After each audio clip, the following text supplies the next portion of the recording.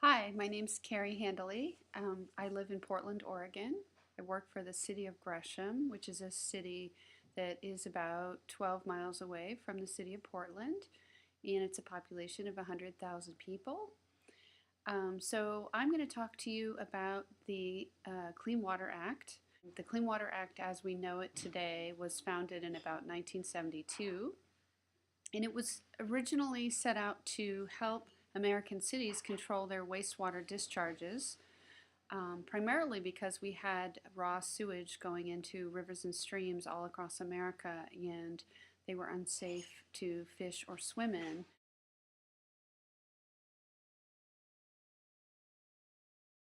So we needed funding to help build wastewater treatment plants so that the water from our toilets and sewers were captured and treated before they were discharged into rivers and streams. And then in about the early 80s, the Environmental Protection Agency, which is the national organization that manages environmental issues, started looking into stormwater discharges as a major potential pollution source for rivers and streams. And in 1990, they wrote a rule that said, from this point forward, we're going to start issuing permits to cities, counties, and municipalities that had pipes that were capturing stormwater, which is the rain that goes and hits the pavement, goes down the streets and into drains in the streets, goes into pipes under the streets, and then it will go out to rivers and streams. So the first permits that were issued for stormwater to cities in the United States took place in about 1995.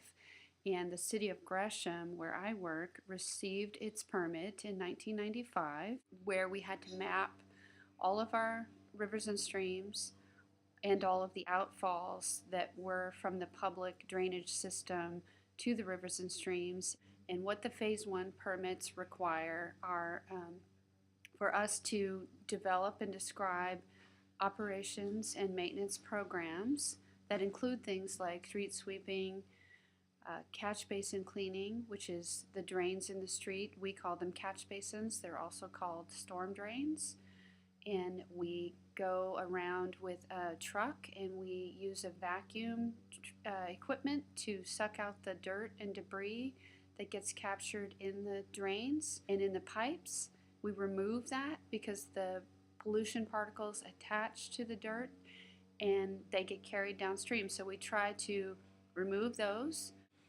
We also implement erosion control programs, and that is where we'll send inspectors. They will check to make sure that the construction activity that's disturbing soil will not allow dirt and rainwater to get off of the property and into the storm system.